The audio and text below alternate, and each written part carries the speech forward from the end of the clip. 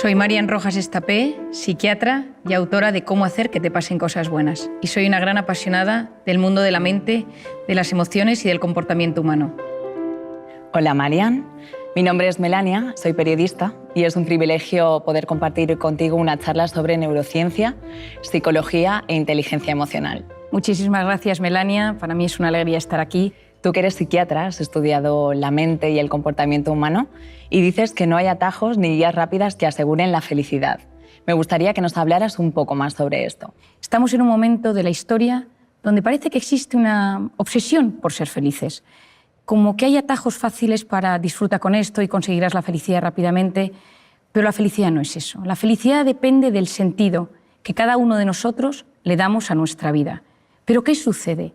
Que en una sociedad que ha perdido el sentido, en una sociedad que en muchas ocasiones ha perdido el rumbo, hemos sustituido el sentido de la vida por sensaciones. Esas sensaciones pueden ser masajes, comida, alcohol, redes sociales. No todo tiene por qué ser malo, pero es autodestructivo cuando sustituye el verdadero sentido de la vida. Cada vez se investiga más sobre este sentido de vida. Los japoneses lo denominan Ikigai y hoy en día se sabe que cuando existe ese Ikigai, ese sentido que uno le da a las cosas, uno puede tener mejor salud física y psicológica. Incluso mejoran los marcadores cardiovasculares, pero también mejora la felicidad. Cada uno de nosotros, todos los que nos están escuchando, tú y yo, Melania, estamos librando una batalla en algún tema de nuestra vida. Todos nosotros estamos sufriendo constantemente por algo. Un tema económico, un tema de salud, un tema familiar, un tema profesional. Siempre hay algo que nos preocupa y esas batallas nos marcan. Y cómo lidiamos con esas batallas va a marcar eso que denominamos felicidad. Porque la felicidad consiste en conectar con eso bueno que pasa cada día y que lo malo que sucede cada día, esas batallas, las sepamos gestionar de la mejor manera posible. Tiene un matiz con la plenitud. La plenitud es un estado donde yo noto que mis necesidades están cubiertas y no quiero nada más.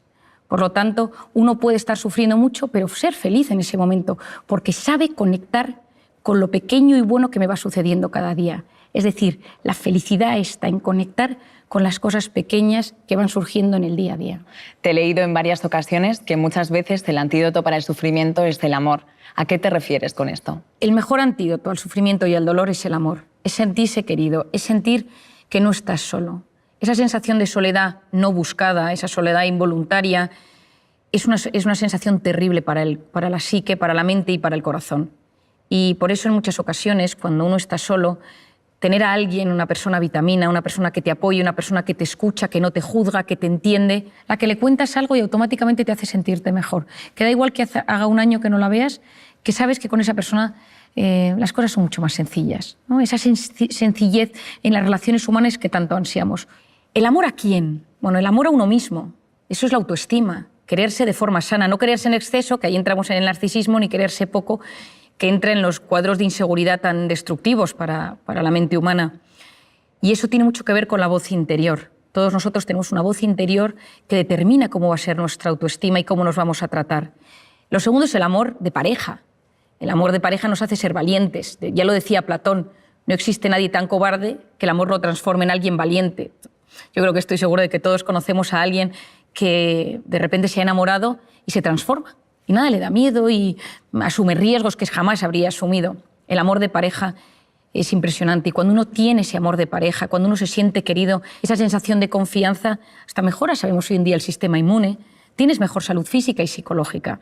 El tercero es el amor a los demás. La cooperación, la solidaridad, el amor a tus padres, a tus amigos, a tus hermanos, incluso a la gente de tu trabajo. Cuando uno está en armonía con las personas de su entorno, es capaz de mitigar los efectos que el estrés puede producir en él. Si tú vives ansioso o preocupado por algo, un tema económico, pero te sientes querido, el estrés que eso te produce es mucho menor. Luego tenemos el amor a las creencias y a los ideales. En las ideas se tienen, en las creencias se está, decía Ortega y Gasset.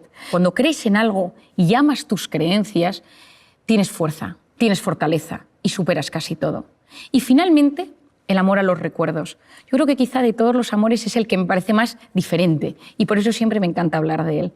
Hace unos años, Susumu Tonewaka, Premio Nobel de Medicina, descubrió que cuando una persona recuerda algo con intensidad, el recuerdo de esa imagen, que es placentera, activa los mismos mecanismos en el cerebro que cuando esto sucedía en la realidad. Esto es mágico. Cuando uno está angustiado, y esto en muchas técnicas de relajación, cuando uno trabaja con MDRs o con técnicas que ayudan a mejorar los estados de angustia, el traer a la imagen, atraer a la mente imágenes placenteras, recuerdos de personas donde había amor, donde te sentías querido, donde te sentías agradecido, de repente produce efectos bioquímicos en el propio organismo. Por lo tanto, ese amor, cuando inunda nuestra mente, nuestro organismo, nos ayuda también a ser mejores con los demás, a convertirnos en personas que no juzgamos, que empatizamos, que somos cariñosos, que buscamos intereses comunes. Yo soy muy de decirle a la gente que busque intereses comunes con los demás, que pregunte a los demás cómo se siente. Y cuando le ha preguntado cómo se siente, que recuerde esos datos. Porque esto lo he aprendido de mi padre. Mi padre se acuerda de todas las cosas y él lleva en su agenda del teléfono, los teléfonos de todo el mundo, pero al lado tiene puesto, su padre tiene artritis, su mujer tiene un Alzheimer, su hijo ha tenido un fracaso escolar, y así cuando alguna vez llama a alguien, siempre busca ese punto en común. Hoy en día vamos tan acelerados con nuestras preocupaciones y nuestros pensamientos que nos cuesta prestar atención a las preocupaciones de los demás. Por lo tanto, el amor, efectivamente, Melania, yo creo que todos lo sabemos, pero el amor es uno de los mejores antídotos a los momentos malos. Marian, me gustaría que nos contaras cómo afectan las emociones y los pensamientos al organismo. Y por otro lado, ¿qué nos sucede cuando nos preocupamos por algo constantemente? Bueno, yo creo, Melania, que esto es de los temas más apasionantes y probablemente de los que más me gusta hablar. Cuando yo estudié medicina, yo vengo de una familia de psiquiatras. Mi abuelo era psiquiatra, mi padre es psiquiatra, tengo una tía psiquiatra, un primo psiquiatra y tengo mi hermana es psicóloga, es decir, vivo rodeado de personas que trabajan y estudian el mundo de la mente y del comportamiento. Pero me costaba, mientras yo estudiaba mis apuntes y mi carrera de medicina, ver que faltaba siempre el punto emocional a las enfermedades. Y yo creo que todos somos conscientes que estás nervioso y tienes taquicardias, tienes un examen y de repente pues tienes la tripa un poco más revuelta o de repente se te duerme el párpado. Es decir, hay síntomas físicos que tienen que ver con las emociones. Pero ¿dónde estaba el núcleo? ¿Dónde se unía la mente y el cuerpo? Y empecé a leer, empecé a investigar, empecé a tratar muchísimos pacientes y llegué como a una conclusión fácil de explicar y didáctica para que todo el mundo, allá donde esté, en cualquier parte del mundo, lo pueda entender y aplicar a su propia vida. Imagínate, Melania, tú y yo estamos aquí y de repente empiezan aquí a sonar las alarmas y alguien grita fuego. Automáticamente tú y yo nos levantamos y nos ponemos nerviosas y empieza a latirnos el corazón. ¿Por qué? Porque esa señal de alerta, de amenaza, ha activado un lugar en nuestro cerebro, el hipotálamo, que lanza una señal a las glándulas suprarrenales y se activan dos hormonas, la adrenalina, conocida por todos, y el cortisol. Y automáticamente, ¿qué sucede? Que mi cerebro busca mecanismos de supervivencia, que son la lucha y la huida. Y empezamos con taquicardia, corazón me late, para llevar la sangre a los tejidos y poder luchar o correr, que es lo que hace falta. Luego empieza la taquipnea, que es esa necesidad de meter más oxígeno en el cuerpo para que mis músculos y mis células tengan más oxígeno y poder luchar. La glucosa se moviliza, las grasas se empiezan a movilizar y en este momento yo ya no puedo razonar porque estoy en un momento de alerta y la corteza prefrontal, que es la que se encarga de reflexionar, de pensar, de buscar soluciones a los problemas, de repente ya no me deja pensar tan bien. Es como que me pierdo el hilo de lo que te estoy contando. El hipocampo, que es la zona de los recuerdos y donde almacenamos los datos, es hipersensible al cortisol y por lo tanto nos falla la memoria y tenemos como lagunas en lo que queremos hablar. Ese pico de cortisol va a tardar varias horas en volver a su estado original. ¿Por qué es esto tan importante, Mel? Porque ese estado de cortisol que se eleva, ese estado de cortisol va a cambiar nuestro organismo. El cortisol es una hormona cíclica. Por las noches es baja y tiene que ser bajita para que yo pueda dormir. Y a lo largo de la noche sube hasta las 8 de la mañana, más o menos, que tiene su pico más alto. Y a las 8 de la mañana vuelve a bajar para hacer frente a los desafíos del día a día. Pero ¿qué pasa si vivo preocupado por algo constantemente? Aquí entra una de las ideas más importantes que te voy a transmitir hoy. Y es que mi mente y mi cuerpo no distinguen una amenaza real de una imaginaria. Ante algo físico real que me sucede, la alarma, que me atraquen por la calle, que me llamen para decirme que mi hijo está enfermo, que me digan que mi padre está ingresado, esa activación del cerebro por algo real se produce de forma muy similar si yo estoy sentado en mi trabajo, en mi casa, y empiezo a pensar, ¿y si mi hijo está en las drogas? ¿Y si no llego a fin de mes? ¿Y si me atracan por la calle? El 90% de las cosas que nos preocupan nunca jamás suceden. De hecho, es el 91,4%. Pero mi mente y mi cuerpo lo viven como si fuera real Es decir, tanto lo que me sucede como lo que me preocupa tiene un impacto directo en mi mente. Y esto es clave. Porque si más del 90% de las cosas que nos preocupan no suceden, eso lo que va a significar es que yo voy a inducir en mi organismo un estado de alerta mantenido. Lo que yo denomino, de forma sencilla, una intoxicación de cortisol. Y empiezo a inducir a mi organismo a entrar en lo que denominamos el sistema nervioso simpático, que es ese estado de alerta donde se segrega cortisol. Y esa intoxicación de cortisol va a generar cambios a 3 niveles en mi organismo. A nivel físico, se me cae el pelo. ¿Por qué se me cae el pelo? Porque cuando uno está en un estado de alerta, en un estado de amenaza, es como si estuviéramos en las trincheras. Y entonces el organismo lo que busca es que los recursos del organismo se utilicen de la mejor manera posible. Entonces, si tú estás en guerra, si tú estás en una batalla, si te persiguen por la calle, pues el pelo no es un organismo primario para hacer frente a ese desafío. Y por lo tanto, de repente, empiezas a perder pelo. El cortisol inhibe la correcta recuperación del folículo piloso o de los fibroblastos en la piel y por lo tanto aparecen las temidas arrugas, las manchas, la piel cambia de color. Por otro lado, empiezas a sentir sensación de opresión en el pecho constante, falta de aire, te cuesta respirar, tienes problemas a nivel gastrointestinal, que ahora explicaré con más detalle, la musculatura la tienes tensa porque vives siempre a punto de salir corriendo o a punto de luchar. Y entonces, si de repente haces un movimiento un poco extraño, puede ser que tengas una contractura o que te quedes en el sitio o que notes que te duele todo el cuerpo, cuerpo pesado, cuerpo que te cuesta mover, te notas como más rígido. Esto a nivel físico, pero también el cortisol altera el funcionamiento de los estrógenos, de la progesterona o de la testosterona. Cuando uno conoce cómo funciona esta hormona, sabe que uno cuando vive intoxicado de cortisol, en el cuerpo suceden muchos temas. Pero hay uno clave, Melania, que te quiero explicar, y es que el estado de estrés mantenido lo que va a hacer es modificar el sistema inmunológico. Y para mí aquí está la clave.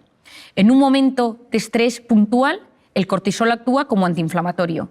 Pero cuando el organismo vive constantemente en un estado de estrés crónico, lo que sucede es que se disocia el sistema inmunológico, la inflamación, el cortisol y el cuerpo, y lo que sucede es que nos empezamos a inflamar. Gastritis, gastroenteritis, amigdalitis, colon irritable, dermatitis, es decir, entra una inflamación latente, ligera, leve en el organismo, que es muy peligrosa. Porque cuando entras en un estado de inflamación en el cuerpo, puede desencadenarse muchísimos problemas físicos y psicológicos. Y entro, por ejemplo, en el aparato intestinal, que yo creo que todo el mundo lo nota. Hoy en día sabemos que es el segundo cerebro. ¿Por qué? Porque está rodeado de una potente red neuronal y tiene un impacto directo. Lo que pienso, lo que siento, tiene su impacto en el organismo. Quien no tiene un examen de una cita romántica, una cita de trabajo y sabe que sus tripillas ese día le mandan una señal de que algo está pasando. Al lado de los intestinos, ahí están las arterias y las venas, por donde lo que yo voy comiendo, lo bueno, se va a ir por allí para nutrir a todo mi organismo. Y dentro del intestino, dentro de la luz, están las vellosidades intestinales, por donde se absorben los nutrientes, y la famosa microbiota, clave. Hoy en día es uno de los grandes temas que estamos estudiando con más profundidad. Yo soy una gran apasionada de la microbiota.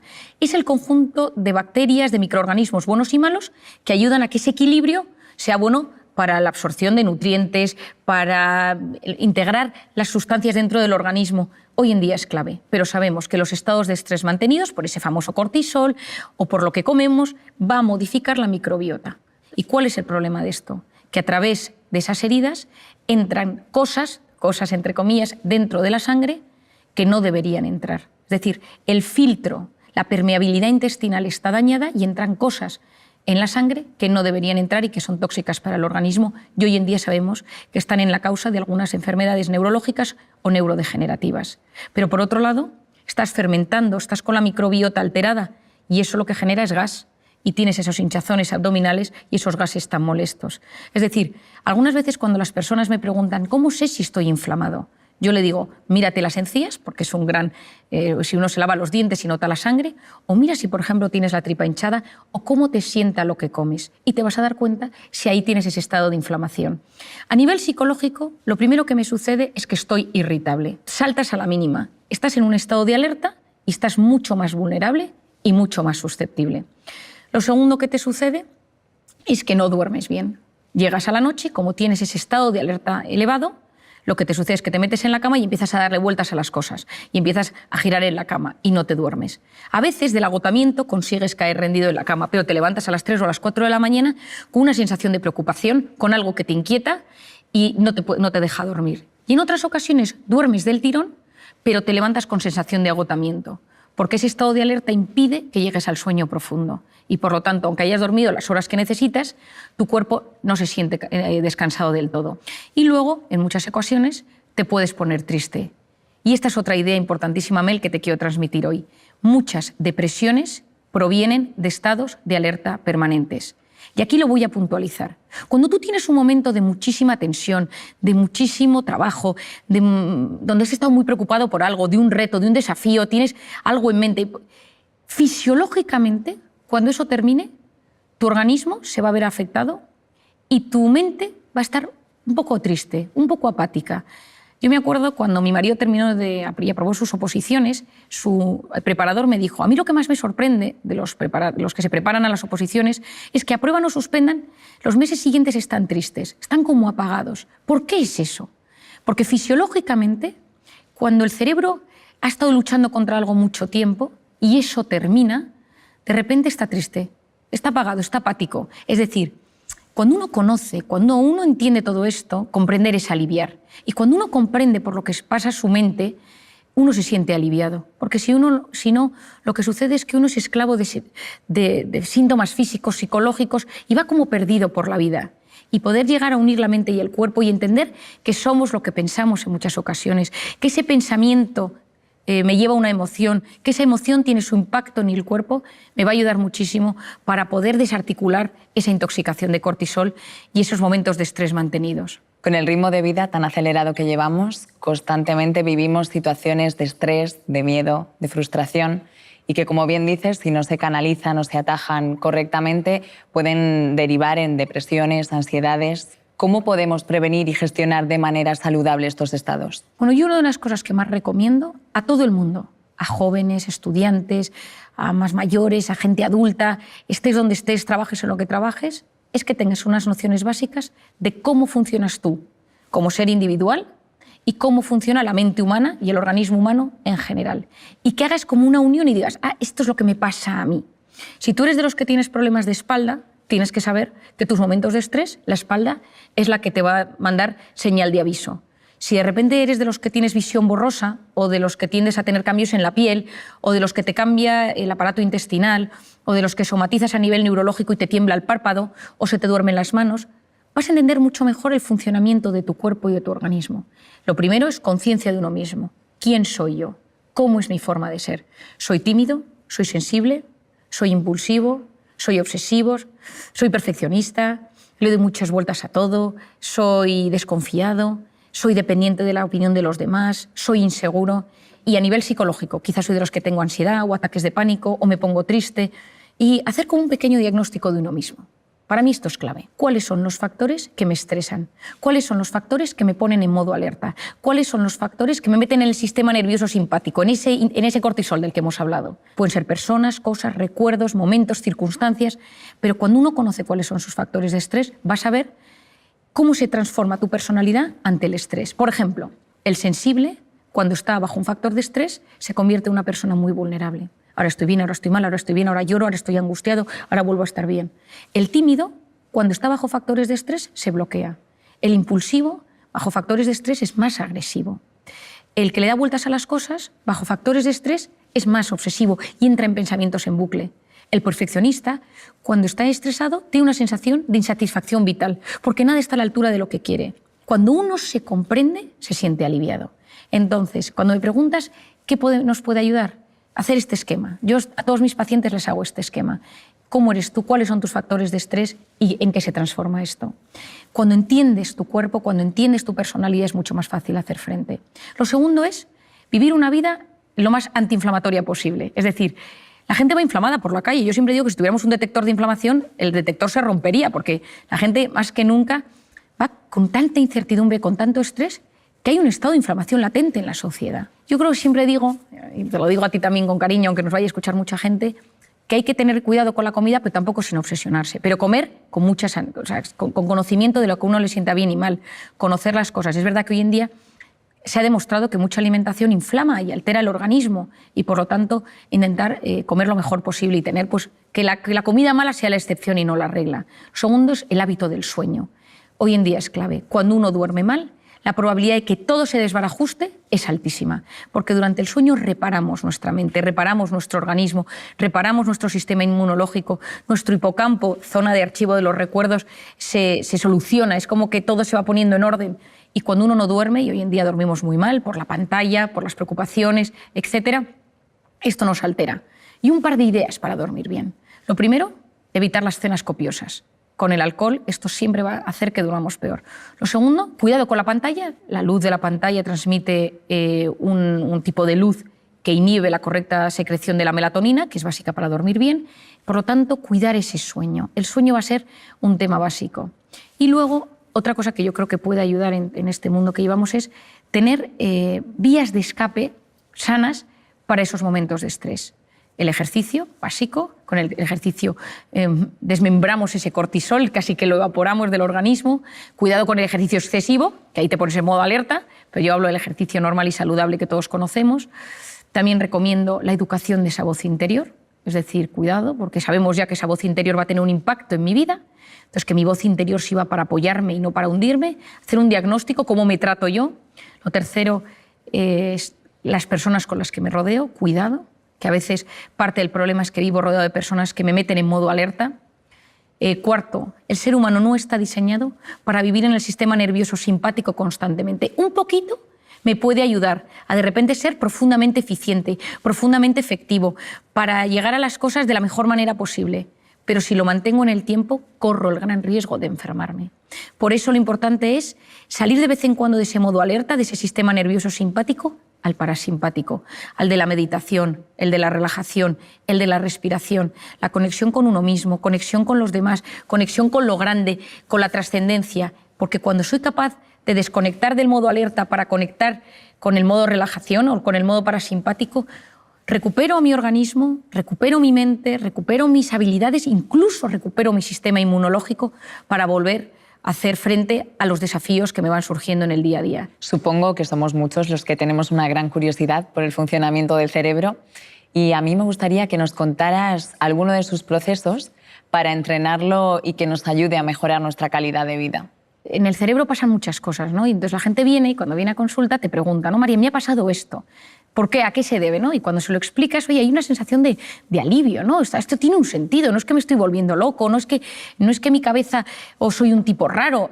Y entonces cuando a la gente le explicas que hay cosas que son, no digo que comunes, pero sí frecuentes o que tienen una explicación neurocientífica, te sientes mucho más aliviado. La suerte que tenemos es que hoy en día la mente y el cerebro se está investigando cada vez más y hay una búsqueda de respuestas, el cerebro es el gran desconocido, pero vamos entrando, aprendiendo, gestionando y es alucinante. A mí me encanta estar lo más al día que puedo de todo lo que va sucediendo y cada vez que algo nuevo se descubre, pues te llenas en un mundo apasionante que en mi caso particular siempre pienso, y esto a ver cómo se explica a la gente, ¿no? Porque es todo a veces tan difícil de entender porque la mente... Pero bueno, yo te contaría cosas, ¿no? Pienso, por ejemplo, en el famoso secuestro de la amígdala, que muchas veces la gente me pregunta de qué se trata. El secuestro de la amígdala es una respuesta automática de la mente ante algo que sucede y tienes una reacción desproporcionada. Y es como que la amígdala en ese momento tiene una comunicación con el hipocampo, que es donde están los recuerdos. Y la amígdala es donde está la emoción, la ansiedad, la angustia, donde reaccionamos. Y ese canal de comunicación tiene que ser lo más sano posible. Entonces, si de repente hay un recuerdo que no se ha quedado bien archivado, si de repente vuelves a algo relacionado con ese recuerdo no bien archivado en tu hipocampo, la reacción en la amígdala va a ser fortísima. Entonces, mucha gente puede decir, escuchando esto, pues a mí esto me pasa con una persona, o con un animal, o con el miedo a volar, o con cosas que de repente me pongo malo, o con los hijos. A veces uno tiene reacciones de secuestro de amígdala en la educación de los hijos, porque se enfada muchísimo ante alguna actuación que ve en ellos y reacciona de forma desproporcionada. Entonces, bueno, primero, como siempre explico, es ser consciente de que a uno le pasa esto, ¿no? E intentar ver cómo cortocircuitar ese bucle explosivo que tiene en su mente. Todos nosotros nos pasan acontecimientos diariamente y unos de repente nos afectan muchísimo y otros muy poco. Tu hijo puede llegar un día a casa, haber suspendido todas las asignaturas y que ese día a ti ya te hayan subido el sueldo y te parece que lo de las asignaturas, bueno, pues mira, ya probará. Si ese día te han bajado el sueldo o has perdido el trabajo, encima que hayas suspendido las asignaturas, pues puede generar en ti una reacción muy negativa contra tu hijo. Es decir, la vida no es lo que es. Hay cosas que, lógicamente, son más o menos realistas, pero lo importante es la interpretación que hacemos de lo que nos sucede. Y todos nosotros interpretamos la vida de una y otra manera dependiendo de una serie de factores. Lo voy a dividir en 3. El primero es el sistema de creencias. Todos nosotros tenemos unas ideas prefijadas sobre cómo debe ser la vida, cómo quiero que me traten, cómo quiero que se gobierne el mundo. Es decir, a nivel ético, a nivel moral, a nivel político, a nivel personal, a nivel económico. Yo quiero vivir en este tipo de casa, yo quiero que mis jefes me traten así, yo quiero que mi pareja me trate de esta manera, yo quiero que mis hijos sean así, yo quiero... O sea, tenemos unas expectativas, unas aspiraciones personales, profesionales, tanto nuestras, de nuestro entorno, pero también de cómo debe ser gestionada la vida. O sea, hay palabras, personas, personajes políticos que, dichos, generan automáticamente una reacción. Y eso es el sistema de creencias. Hasta el más tolerante tiene un sistema de creencias limitante. ¿Por qué? Porque muchas veces queremos que nuestros hijos sean ingenieros, médicos, y de repente te viene un hijo, estoy pensando en una paciente que tengo, que le dijo que quería ser pianista, toda la familia son ingenieros, y la madre no lo entendía, dejó de hablarle porque para ella era un drama, pero su hijo tenía un don para el piano, pero ella no lo podía percibir, ella no lo veía. ¿Por qué? Porque su sistema de creencias era que todo lo que no fuera ser ingeniero era un problema, porque venían de no sé cuántas generaciones de ingenieros en la familia y el tema del piano le parecía que era una cosa que no tenía ni pies ni cabeza. Muchas veces hay que romper nuestro sistema de creencias. Yo creo que lo más importante es conocerlo. ¿Cuál es el mío? Y todos tenemos un sistema de creencias que hace que las cosas que nos cuenten o que nos sucedan las vamos a interpretar de una u otra manera según ese sistema de creencias. Y es lo más difícil de cambiar. Cuando uno piensa en algún tema de alguna manera, a veces no se puede modificar y es como darse contra un muro, porque yo puedo tener delante un paciente que noto que es un sistema de creencias limitante, acepta a tu hijo, acepta este tema en ti, acepta tu pasado, acepta que esto pase en tu trabajo. No quiero, me niego. Y muchas veces esa resistencia al cambio es lo que impide que disfrutemos de la vida. Por otro lado tenemos el estado de ánimo. Si uno está contento, la interpretación de las cosas es mucho mayor. Yo recuerdo siempre cuando ganó España el Mundial de Fútbol con el gol de Andrés Iniesta, ¿no? Que para mí, que es buen amigo, él y su mujer Ana, son buenos amigos míos, y yo lo recuerdo como uno de los momentos pletóricos a nivel... Me encanta el fútbol, me encantó, ¿no? Y entonces recuerdo que al día siguiente en el hospital todo el mundo estaba contento, la gente se saludaba, la gente por la calle, la gente iba pues, dando al claxon por la calle, había una sensación de jolgorio por las calles, ¿no? Estado de ánimo, de felicidad, de bienestar, por una alegría. Pero vayamos a lo serio. Ese estado de ánimo va a determinar nuestra interpretación de las cosas. ¿Y de qué depende ese estado de ánimo? Depende de cómo durmamos. Lo hemos explicado ya, pero depende de cómo durmamos. Depende de las circunstancias. No es lo mismo vivir en plena pandemia que vivir en un momento donde no había ningún problema de virus alrededor. Por otro lado, la personalidad. La interpretación de las cosas, si tú eres profundamente sensible, eso va a afectar a tu estado de ánimo. Si tú eres profundamente desconfiado, eso va a afectar a tu estado de ánimo y, por tanto, a tu interpretación de las cosas. Y a veces en esta vida, si lo que quieres es ser un poco más feliz, esa felicidad de la que estamos hablando, a veces lo que tienes es que ir a ver esa cosa de tu forma de ser, que es tu talón de Aquiles y que te impide disfrutar del día a día. Si eres de los que se queja, si eres de los que vas de víctima, trabajar la personalidad, porque eso automáticamente mejora tu estado de ánimo y eso automáticamente mejora tu interpretación de las cosas. Y finalmente, lo que se denomina el sistema reticular activador ascendente. Tiene un nombre terrible, pero tiene una función mágica. Es una zona que se encuentra aquí detrás, en el tallo encefálico, y es una zona muy primitiva de neuronas que tiene múltiples funciones, pero tiene una muy interesante que es el filtrador. Es como un rastreador del cerebro. Y es la zona que se encarga de filtrar de todo aquello que me sucede y de quedarme con lo que me interesa. Es decir, nuestro cerebro recibe constantemente muchísima información, a través de los sentidos, especialmente a través de la vista, pero a través de los sentidos. Pero solo se queda con lo que le interesa. Si tú estás buscando un trabajo de un tema específico y te pones a prepararte sobre ese tema, tu cerebro va a hacer todo lo posible por encontrar ese asunto. Yo he contado muchas veces una anécdota que me pasó hace unos años cuando, estudiando la carrera, me fui a las Naciones Unidas a un evento, una entrega de premios, y el rector de mi universidad me pidió que buscara a Kofi Annan, entonces el secretario general de las Naciones Unidas. Y yo me empecé a preparar todo tipo de cosas sobre Kofi Annan y por si me lo encontraba para invitarle a mi universidad a un evento que había. Y nunca había Kofi Annan, pero en un momento dado, en pleno evento, fui al baño y me encontré con una señora rubita, de tez muy pálida, y empecé a hablar con ella y le conté varias cosas, le conté cómo funcionaban las Naciones Unidas, los premiados de ese evento al que íbamos, y nada, me despedí de ella. Y el día que volví a Madrid, esta señora estaba en el avión y la fui a saludar. Dije, qué curioso, la señora del baño. Y estaba sentada al lado de un tipo al que me presentó que era Kofi Annan, que era su marido. Y entonces yo muchas veces me pregunté, ¿no? ¿Cómo es posible? Bueno, yo había estudiado a Kofi Annan y probablemente mi mente había captado fotos con su mujer y cuando la vi, la distinguí. Es decir, decía Louis Pasteur o decían, bueno, la suerte favorece a la mente preparada. Hay que prepararse, hay que estudiar, hay que saber. Porque el que se prepara, el que estudia, el que sabe, percibe mejor las oportunidades. Y lo importante en esta vida es activar nuestro sistema reticular. Si lo tienes en negativo, ves lo negativo de todo. ¿Quién es el principal inhibidor de este sistema reticular? La pantalla. ¿Por qué? Porque la pantalla te ofrece gratificaciones instantáneas, chispazos de dopamina. Es una vida fake, es una vida digital. Las cosas buenas suceden en la vida real. Esa vida digital, esos chispazos de dopamina van generando, pues sí, momentos de gratificación instantánea, pero a la larga nos producen un vacío. Tienen un mecanismo muy similar, las pantallas y el mecanismo de la dopamina, con las drogas. Por eso a día de hoy muchas adicciones a la pantalla, muchas adicciones a la pornografía, a los videojuegos, se tratan con mecanismos similares a las drogas. Y esto es un enorme problema porque vivimos en un momento de la historia, como dice el filósofo José Luis Ruiz, somos drogodependientes emocionales. Somos cada vez más adictos a experiencias vibrantes que nos llegan a través de la pantalla. ¿Y por qué es esto tan importante? Porque todo esto va a frenar nuestra corteza prefrontal. Aquí entro en un campo interesantísimo a nivel educativo, a nivel de padres y a nivel personal. La corteza prefrontal, que ya hemos hablado de ella en varios momentos, es una zona fundamental para la atención, la concentración, la resolución de problemas y el control de impulsos. Es la zona que nos hace ser seres superiores, que nos ayuda a prestar atención a lo que queremos, a estar quietos en un sitio y escuchar, a estar en una pastelería, yo que soy muy dulcera, y no comerte los bombones mientras te los están sirviendo, sino que controlas esos impulsos, te gestionas por dentro.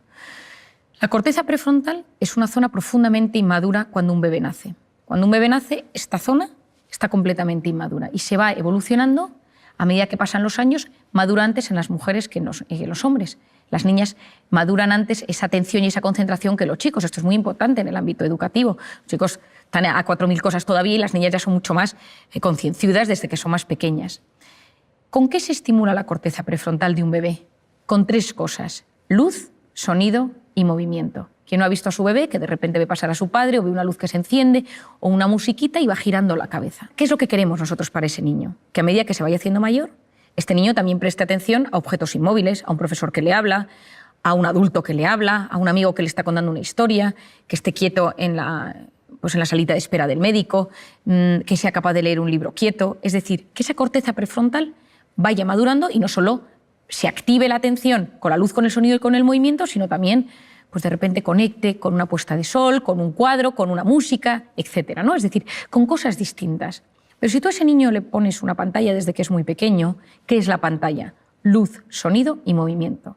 Lo que sucede es que su atención se va a ver estimulada por una herramienta externa, que es ese dispositivo. Y el cerebro funciona con un mecanismo que se denomina use it or lose it. O lo usas o lo pierdes. Si nosotros utilizamos solamente Wikipedia para encontrar datos, lo que sucede es que nuestro hipocampo, zona de la memoria, cada vez va a funcionar peor. Si uno usa Google Maps o Waze para orientarse siempre, pues cada vez nos orientaremos peor. Cuanta menos actuación tenga nuestro cerebro per se, peor va a funcionar en esa herramienta estrictamente particular. Si nosotros conseguimos trabajar las cosas, prestar atención, fomentar nuestra orientación, fomentar nuestra memoria, vamos mejorando la neuroplasticidad cerebral. Es decir, estamos en un momento donde la neuroplasticidad cerebral, que es la capacidad de generar nuevas neuronas. Yo cuando estudié medicina, las neuronas que teníamos eran las que teníamos y no había forma de generar más. Hoy en día sabemos que la ilusión, tener ilusión en la vida, consigue que se produzca una migración de neuronas hasta el hipocampo, que es la zona del aprendizaje.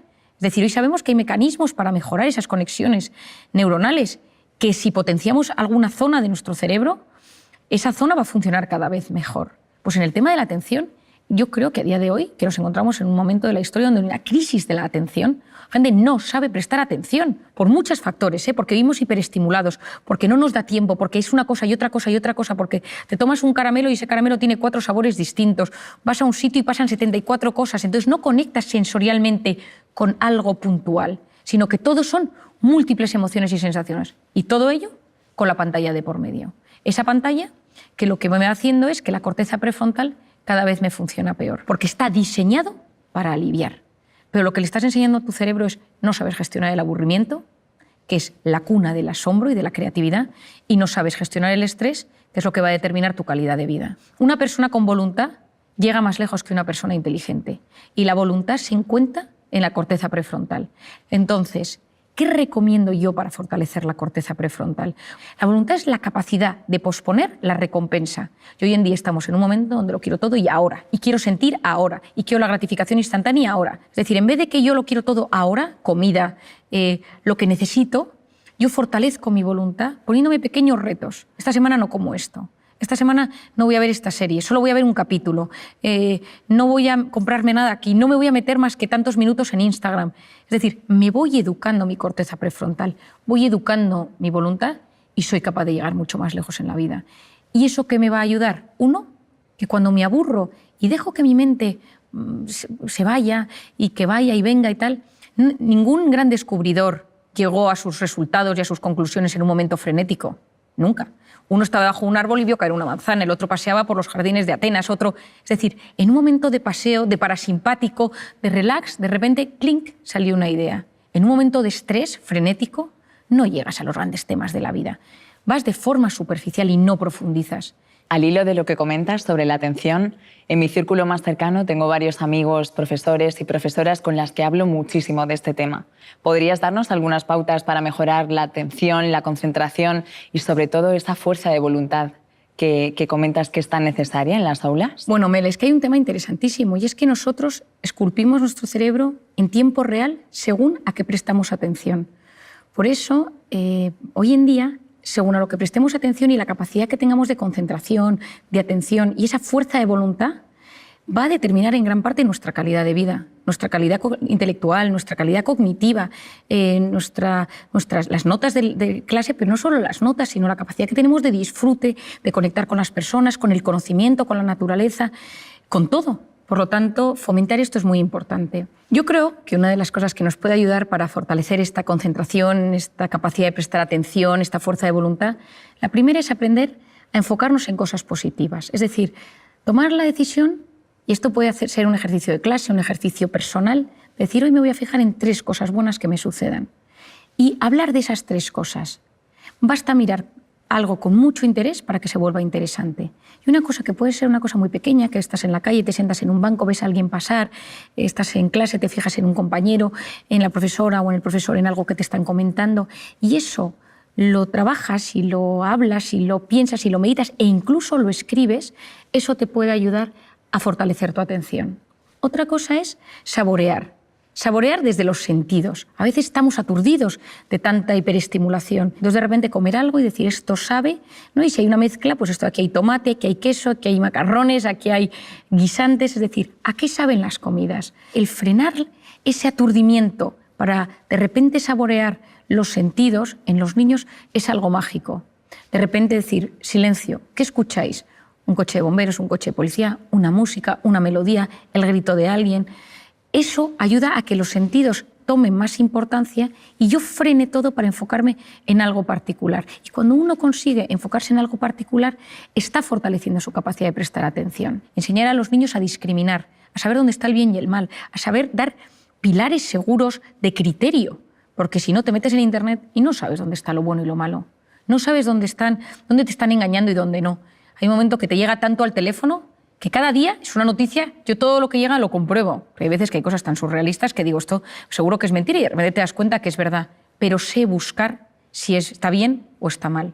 Yo creo que el aula tendría que ser ahora mismo un lugar donde enseñar a buscar si está bien o está mal, para profundizar, para filtrar de todo lo que nos llega lo que realmente vale la pena y no aturdir a esa corteza prefrontal que llega un momento donde no es capaz de leer un libro, no es capaz de enterarse de una conversación.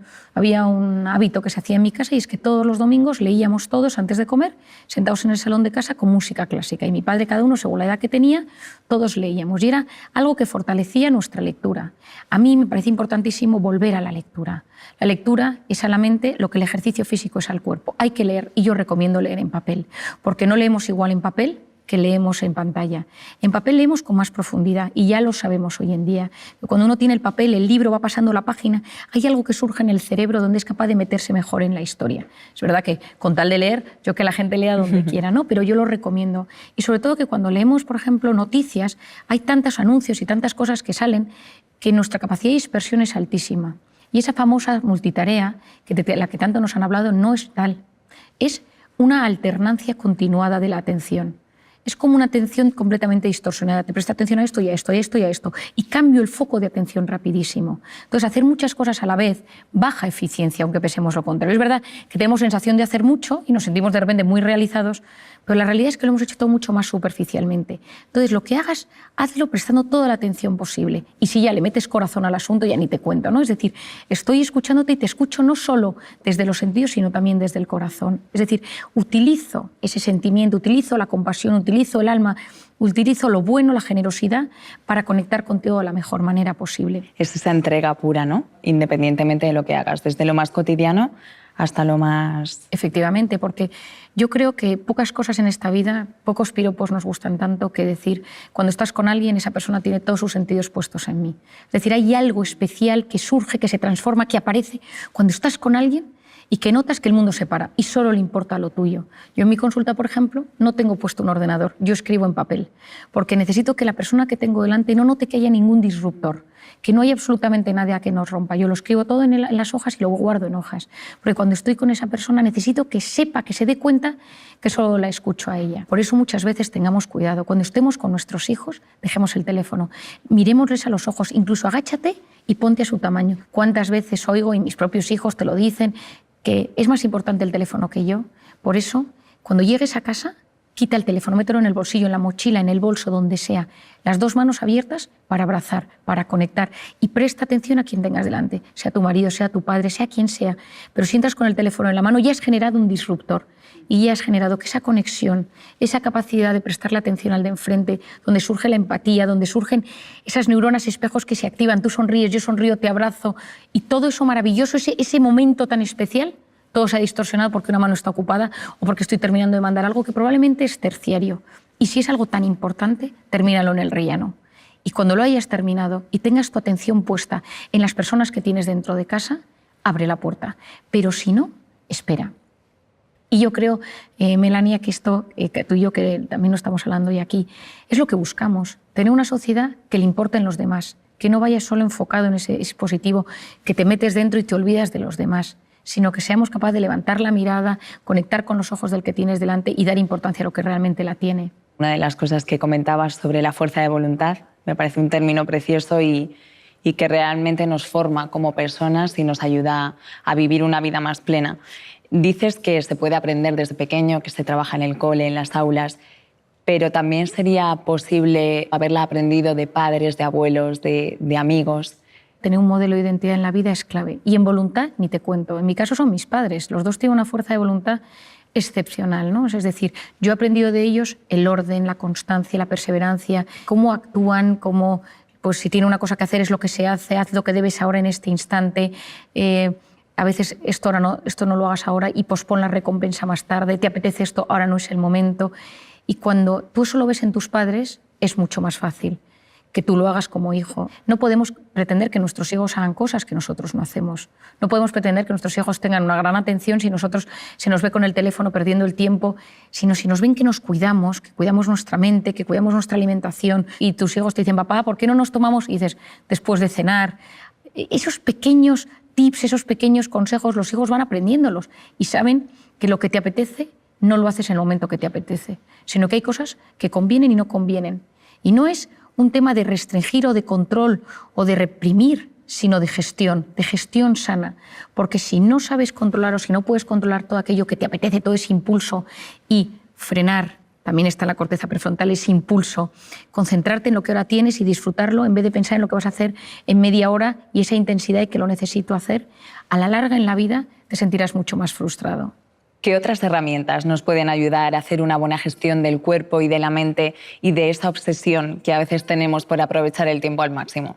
Bueno, yo creo que hay una obsesión, efectivamente, como tú bien dices, de aprovechar el tiempo. El famoso FOMO, que ahora se habla tanto, que es lo que se denomina el fear of missing out, el miedo a perderme algo, ¿no? Entonces, constantemente me meto, veo si ha pasado algo a nivel mundial, personal, familiar, me meto en los chats, me meto en los portales de noticias, con un miedo constante, ¿no? Y hoy en día, ese mundo digital, nos hemos visto inmersos en un estado de alerta constante, ¿no? Yo recomiendo muchísimo quitarse las notificaciones de la pantalla. Soy yo quien domino el dispositivo, soy yo quien domino las alertas, no las alertas a mí. Porque siempre va a pasar algo, siempre hay algo. Has escrito en un chat, el chat del colegio de tus hijos, las noticias que están pasando todo el día a nivel mundial de cualquier cosa, porque siempre están pasando cosas, ¿no? Es decir, la pantalla nos ha convertido en unas personas que nos cuesta mucho más relajarnos y mete nuestra mente en ese estado de modo simpático, de modo de cortisol, de modo amenaza, tan tóxico para el organismo. Por otro lado tenemos la cronopatía. La cronopatía, que es la enfermedad del tiempo. Patos, enfermedad cronotiempo. Siempre haciendo cosas, nunca puedes parar. Decía Marañón, la rapidez, que es una virtud, engendra un vicio, que es la prisa. Pues a veces esa prisa sin parar a un sitio o a otro hace que no seas capaz de frenar. La persona que sufre de esa necesidad constante de la hiperactividad y del hiperactivismo, cuando la frenas de golpe, tiene ansiedad. Y por lo tanto, en esos casos, a veces lo que es necesario es decir, oye, un momento, no puedes pasar de todo a nada. Tienes que aprender poco a poco a bajar los escalones, porque tu cerebro no permite ese salto tan inmenso. Lo que de repente puede generar es un ataque de ansiedad. Y en alguna ocasión yo lo he visto en consulta. Y luego, por otro lado, tenemos el perfeccionismo. El perfeccionista, por definición, es el eterno insatisfecho. Siempre está inquieto, alerta, porque hay defectos en todo lo de su entorno. Esto podría estar mejor, esto se podría hacer de esta manera, mi tesis doctoral, mi trabajo, mi casa, el orden, la ropa, los niños. Y eso, a la larga, genera una insatisfacción vital, porque la vida tiene un componente muy grande de imperfección. Cuando uno es muy perfeccionista, esto puede desarrollarse en trastornos obsesivos compulsivos, y conocer el impacto que esto tiene en la salud va a ser muy importante. Entonces, ese estado de alerta mantenido, tanto por la cronopatía, por el FOMO, por el tema digital, por el perfeccionismo, por la necesidad de hacer cosas constantemente en este mundo tan frenético en el que nos ha tocado vivir, apasionante, pero frenético en el que nos ha tocado vivir, tenemos herramientas. Algunas ya las hemos ido hablando durante este rato de conversación, pero me gustaría puntualizar otras. Hemos hablado del deporte, que me parece clave, y me encantaría deporte con naturaleza. Hay estudios interesantísimos que no es lo mismo hacer deporte en una ciudad que hacer deporte con naturaleza. Incluso estos estudios se han realizado poniendo a la gente pantallas inmensas con un bosque, con un lago, y ver qué pasa en su cerebro y cómo van eliminando ese cortisol y cómo se va gestionando todo ese estado de bienestar. Se sabe hoy en día que cuando uno consigue hacer deporte en la playa, en la montaña, en la naturaleza, se relaja mucho más. Hay una parte de uno mismo que en la naturaleza conecta mucho mejor y entra en ese modo parasimpático mucho mejor que en un gimnasio. Ojo, si solo tienes al gimnasio, pues adelante, porque es lo que tu cuerpo necesita. Por otro lado, me parece fundamental todo el tema de aprender a conocer nuestro cuerpo y conocer cómo va somatizando mi cuerpo. Entonces, como el primer mecanismo ante la angustia es hiperventilar, la taquipnea, esa necesidad de generar más oxígeno en el cuerpo, esas taquicardias, hoy en día conocemos una manera fácil entre comillas, de frenar ese estado rápido de taquicardias o estado de alerta. ¿Por qué? Porque como hemos hablado al principio, cuando yo noto una amenaza, lo primero que sucede es que mis pulmones y mi corazón cambian su forma de latir. De repente meto bocanadas de aire mucho mayores, tengo respiración mucho más entrecortada y superficial, pero lo que sucede es que entra más oxígeno del que debería y todo el cambio del oxígeno y el CO2 en mi cerebro va a generar desde esa visión borrosa, los hormigueos, esa sensación de malestar tan conocida. Es decir, ese estado físico de tantísimo malestar en un primer momento tiene mucho que ver con ese oxígeno y con ese CO2 que sale y entra de forma disruptiva en mi organismo. Por lo tanto, si en ese momento uno aprende a respirar de forma profunda y con conciencia, es capaz de generar un estado de calma dentro de sí.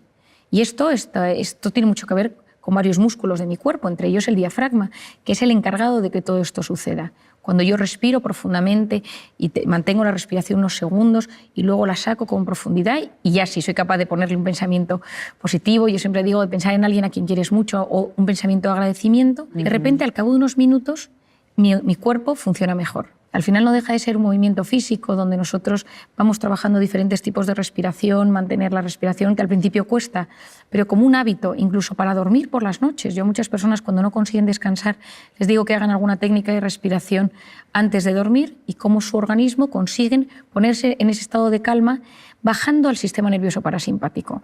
Yo recuerdo en una ocasión estaba en un avión y una señora oí por detrás que tenía mucho miedo a volar y que gritaba, y a otro lado decía, pero que respire. Y le decía, no, si lo que pasa es que estoy respirando demasiado, ¿no? Bueno, me acuerdo que acudí detrás del avión a ayudar a esta señora a respirar, pero era incapaz, ¿no? Se le había ido de las manos y ya estaba en un ataque de ansiedad dentro del avión. Pero cuando fuimos relajándola poco a poco, el hecho de esa respiración profunda y consciente ayudó a que pudiera volar y que pudiera aguantar todo el vuelo. Y hoy en día conocemos el tema del mindfulness o la atención plena. Me parece que es una técnica muy interesante de entender porque consiste en conectar con uno mismo y tener conciencia de uno mismo, de lo que siento, de cómo me siento, de las sensaciones que llegan a mi cuerpo. Es decir, hay veces que la gente lo confunde con una forma de meditar, porque todo este asunto está muy en boga hoy en día, ¿no? Yo creo que lo importante es que cada uno tenga sus propios mecanismos que le ayuden. Después de tantos años he conocido todo tipo de personas que conectan con diferentes mecanismos, que de repente les ayuda.